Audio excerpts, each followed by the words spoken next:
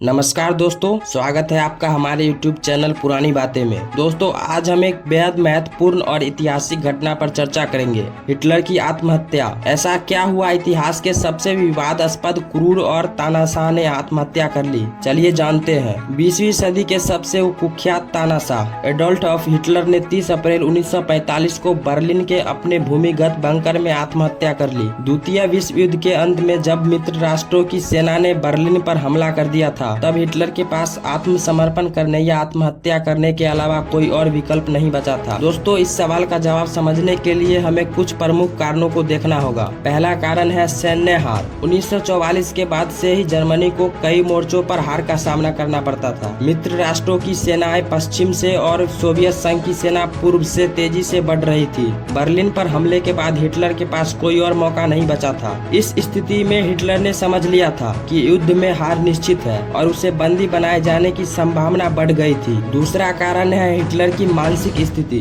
युद्ध की कड़ी स्थितियों और लगातार हार ने हिटलर को मानसिक रूप से तोड़ दिया था। बंकर में रहते हुए वह बेहद तनाव और अवसाद में थे। उसके साथी बताते हैं कि वह अतीत की गलतियों के बारे में सोचकर खुद को कोसते रहते थे। उसकी मानसिक स्थिति ऐसी हो गई थी कि उसे मौत ही एकमात्र रास्ता दिखने लगा। तीसरा कारण है बंदी बनाए जाने और सार्वजनिक अपमान का डर। हिटलर जानता था कि अगर मित्र राष्ट्रों ने पकड़ लिया तो उसे एक सार्वजनिक मुकदमे का सामना करना पड़ेगा और उसकी हार का तमाशा बनेगा। यह उसके लिए बेहद अपमानजनक होता। ऐसे में उसने आत्महत्या करना बेहतर समझा ताकि वह इस अपमान से बच सके। दोस्तों, चौथा कारण था उसकी विरासत और नाजी प्रोपगेंडा। हिटलर चाहता था उसकी मृत्यु को उसके समर्थक एक वीर गति के रूप में देखे और उसकी विचारधारा जीवित रहे। उसने अपने वफादार साथियों को निर्देश दिया कि वे उसके शरीर को जला दे ताकि उसके दुश्मन उसकी मृत्यु का प्रतीक न बन सके। इस तरह हिटलर ने 30 अप्रैल सन 1945 को अपनी पत्नी इवा ब्राउन के साथ आत्महत्या कर ली। उन्होंने साइनाइड खाया और खुद को गोली मार ली। हिटलर की आत्महत्या ने एक युग का अंत किया।